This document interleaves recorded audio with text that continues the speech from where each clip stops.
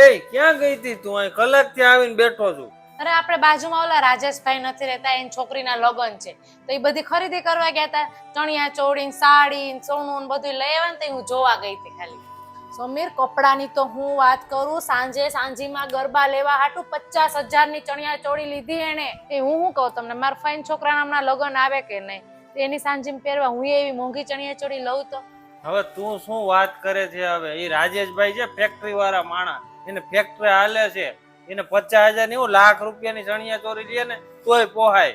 આપણે રહ્યા નોકરિયા જ માણસ, આપણે થોડી 50,000 ની લેવી પોહાય. તો શું થઈ ગયું? આપણે કોઈ દી હારા કપડા પહેરવાના જ નહીં. અરે પણ પહેરો ને, પહેરવાની કોણ ના પાડે, પણ એકવાર પહેરવા માટે એટલા બધા પૈસા નો નખાય. મને તો એટલી ખબર પડે કે જેટલી પછેડી હોય ને એટલી જ કોર તણાય. આ બધે વસ્તુની ખરીદી કરી બધે ગાંડા આવી છે નહીં? એને કોઈને ખબર નહીં પડતી, તમને એકને જ ખબર પડે બધી. એટલે ભાઈ એમાં ખબર પડવાની કઈ વાત જ ના હોય, પણ મને તો એ જ ખબર નથી પડતી કે આ દુનિયા કઈ બાજુ જાય છે. આ ટીવી સિરિયલ જોઈને એટલા રીત રિવાજ ઉભા કરી દીધા ને કે કઈ ખબર જ નથી પડતી.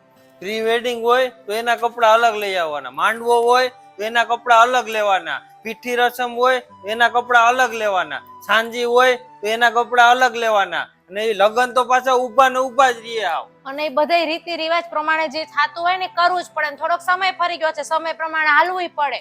એટલે ત્રેવડ ના હોય તો લાફો મારીને ગાલ રાતે રાખવાના એમ. અરે અત્યારે સમાજમાં બધા જેમ કરતા હોય ને એમ આપણે કરવું પડે, નહીતર ઈ બધા આપણી વાતો કરવા માંડે. અરે કયો સમાજ?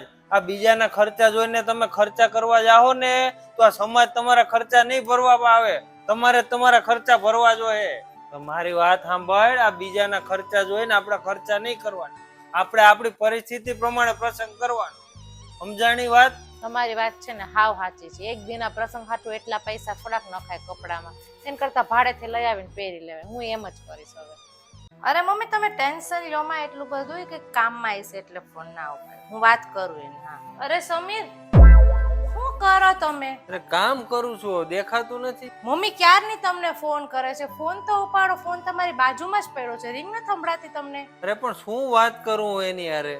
અરે ખાલી બર્થડે વિશ કરવા ફોન કરતી હતી. આટલી વાર ફોન કર્યો, તમે ફોન ના ઉપાડ્યો, ટેન્શનમાં આવી ગઈ કે સમીર ફોન કેમ નથી ઉપાડતા. જો પાછો ફોન આવી ગયો, લ્યો વાત કરી લ્યો. અરે પણ નથી કરવી હવે, તું એના માટે મને કઈ ફોર્સ ના કરી હે ગો. અરે ખાલી થેન્ક યુ કહેવામાં હું જાય, ખુશ થઈ જાય ને ઈ. અરે મારું મન અહીં છે તું વાત કરીશ, મારું મન નહીં હોય તું નહીં કરું. મારે એવું જબરદસ્તી વાળું રિલેશન નથી રાખવું, બરાબર? હા, અરે હું આવી જઈશ કાલે હવે. પણ હા, તમે રાહ ના જોતા હું મારી રીતે પૂગી જઈશ. હા હા, આવો હમણાં થોડીક વાર પછી ફોન કરો. હા, કઈ પ્રોબ્લેમ છે તને? ના ના, કાઈ પ્રોબ્લેમ નથી. મમ્મી કયું ના બોલાવે તો હું શું કરું? સાંભળતી નથી તું? મારું મન થશે તો હું જઈશ, ત્યારે મારું મન નથી તો મારે નથી જવું. મારે એવું જબરજસ્તીના કોઈ રિલેશનશિપ રાખવી જ નથી. અચ્છા, તે દિવસનો બદલો લેશો એમ ને? તું તમે મારા મમ્મીને 1 મિનિટે નથી આપી શકતા, તો હું તમારા મમ્મીને મારો બધોય ટાઈમ શું કામે આપું? પ્રેમ અને ઈજ્જત બંને તરફથી હોય તો જ એને સંબંધ કહેવાય, બાકી એક તરફથી હોય તો એને સંબંધ નહીં, ગુલામી કહેવાય.